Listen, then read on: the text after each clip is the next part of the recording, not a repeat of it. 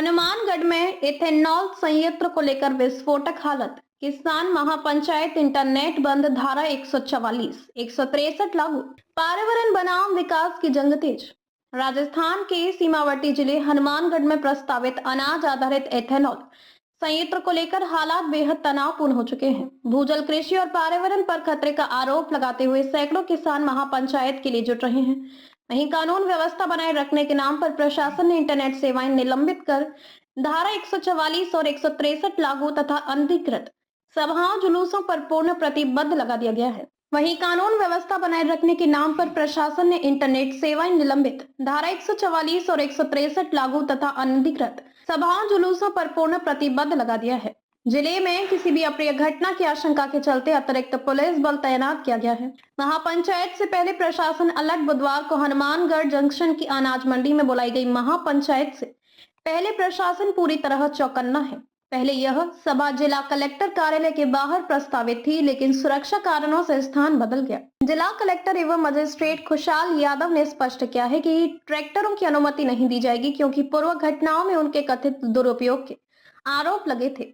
आदेशों के उल्लंघन पर सख्त कार्रवाई की चेतावनी दी गई है। हथियार, लाठी, भड़काऊ नारे, भाषण और प्रचार सामग्री पर पूर्ण रोक है। किसानों के आरोप, पानी, हवा और जमीन पर खतरा। किसानों का कहना है कि तिब्बी तहसील के राठी खेड़ा गांव में प्रस्तावित यह संयंत्र क्षेत्र के भूजल स्तर को तेजी से गिरा सकता है, जिससे सिंचाई संकट गहराएगा।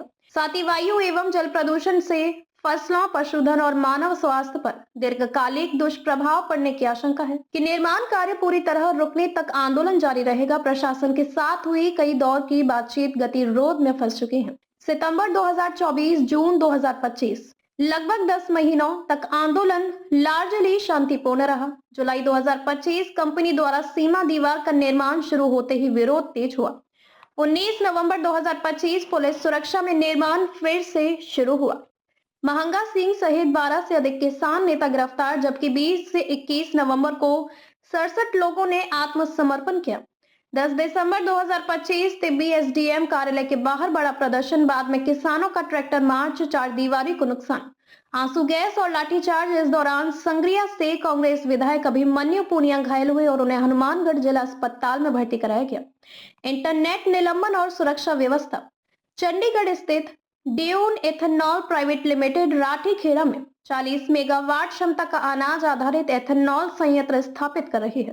कंपनी का दावा है कि यह परियोजना केंद्र सरकार की एथेनॉल ब्लेंडेड पेट्रोल नीति के अनुरूप है, जिसका उद्देश्य ईंधन आयात घटाना, किसानों को वैकल्पिक बाजार देना और कार्बन उत्सर्जन कम करना है।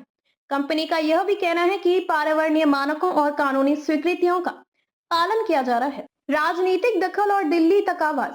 गंगानगर हनुमानगढ़ के सांसद कुलदीप इंदौरा ने अन्य सांसदों के साथ केंद्रीय पर्यावरण, वन और जलवायु परिवर्तन मंत्री भूपेंद्र यादव से मुलाकात कर किसानों की चिंताओं से अवगत कराया।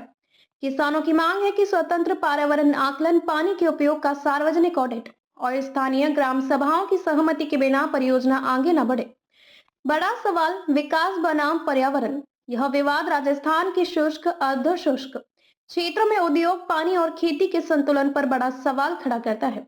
विशेषज्ञों के अनुसार अनाज आधारित एथेनॉल संयंत्रों में पानी की खपत, अपशिष्ट प्रबंधन और स्थानीय जल स्रोतों पर दबाव जैसे मुद्दों पर पारदर्शिता, डेटा और स्थानीय सहभागिता निर्णायक होती है। किसान संगठनों का तर्क है कि यदि भूजल सुरक्षा और प्रदूषण नियंत्रण की ठोस निगरानी योग्य व्यवस्था नहीं हुई तो खेती किसानों की रीढ़ टूट सकती है। आगे क्या? महापंचायत के फैसले, प्रशासन की रणनीति और केंद्र राज्य स्तर पर होने वाली वार्ताओं पर अब सबकी निगाहें हैं।